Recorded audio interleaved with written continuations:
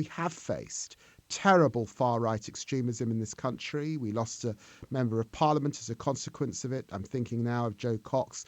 But equally, the loss of life on London Bridge, for example, which I recall, we have to be equipped to deal with all of this in our country, sadly. Rishi Sunak has said that nothing was off the table in helping Ukraine. But what should be on the table and when should it be put on the table? Let's talk to Labour's Shadow Foreign Secretary, David Lammy. Good morning to you. Good morning. What did you make of Zelensky in Parliament then? His speech, the way he carried himself, his arguments, what did you think of him? Well, look, I thought that this was an extremely moving occasion to be in Westminster Hall. I think for everyone gathered, it brought back the horrors of war, the death, the loss of life, women fleeing with children in their arms, running across borders. And of course, all of us were struck that this individual has led his country courageously throughout all of these months. So I think that we all had tremendous respect and empathy for Vladimir Zelensky, and he brought with him his foreign minister and others who've been supporting him in this courageous fight. And he wants your empathy, no doubt, but he does want jets, and he's very, very clear on that. He doesn't hide his light under a bushel. What do you make of this? Is it a short-term solution? And if it's not, because it takes so long to train people to use our jets, is there an argument that we should have been all in on this before? It seems an odd thing to say that if we want Ukraine to win the war and we're willing to provide weapons that cause death to the other side's army, why not give them tanks earlier? Why not give them jets earlier? You're right. To be fair, he has been raising fighter jets for some time.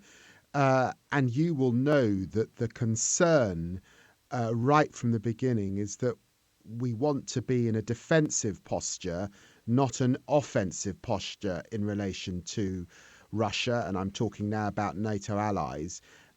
And one would need guarantees that any jets are not being used in Russian airspace. Notwithstanding that, I do think we've got to be serious when we say that Ukraine must prevail, and the next few months will be absolutely critical in this fight. And so I support Rishi Sunak when he said that, look, let's look at this very, very seriously. It's clearly got to be coordinated across allies. The request is for F-16s, and really in the UK, it's Typhoons and F-35s that we have. I'm not sure that that's what's required at the moment, but I think it is important that we are training and assisting Ukraine with the expertise that it might need if it were to get jet fighters in the next few months. Labour is very, very staunch. You've just made the case very clearly, I think, and cogently on this. Labour is very staunch in its support for Ukraine now.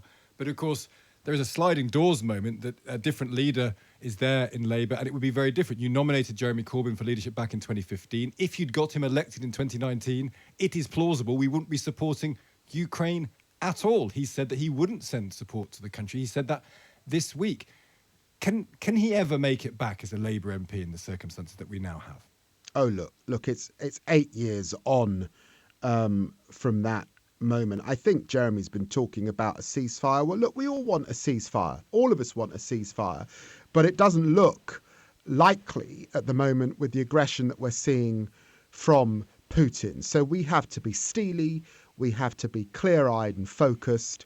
We have to be very clear about who has to prevail. That's the Ukrainians.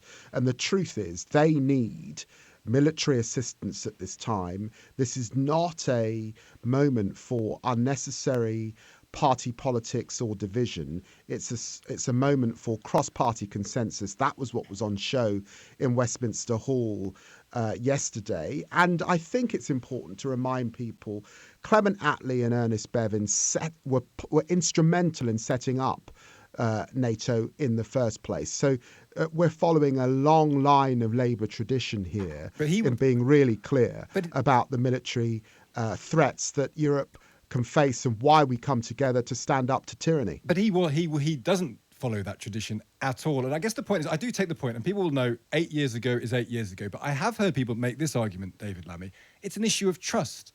and judgment here for some people. People who say they might not support the government, but when they consider Labour, they say, hang on a second, you guys were happy to have as a Prime Minister a man like Corbyn.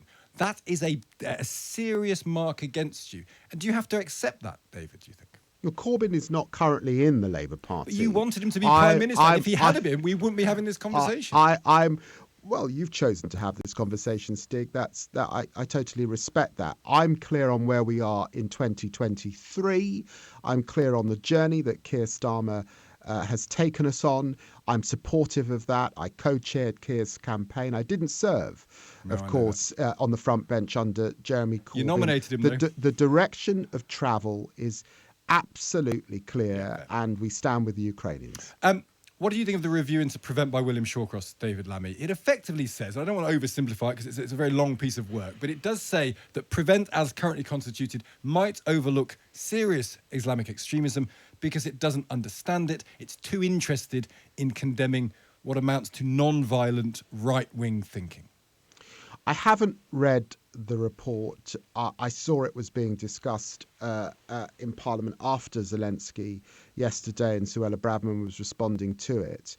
Look, my concern is that we have to follow the evidence on extremism wherever the extremism is coming from, whether that's far-right extremism or Islamist extremism. We have to be equipped to do that. The whole point of Prevent is reaching those that are susceptible to those virulent and nasty forces. And so I think it's important to pause, to reflect, to have a comprehensive plan. You've constantly got to be revising Prevent because of threats can come from different places. But let us be clear that we have faced terrible far-right extremism in this country. We lost a member of parliament as a consequence of it. I'm thinking now of Joe Cox.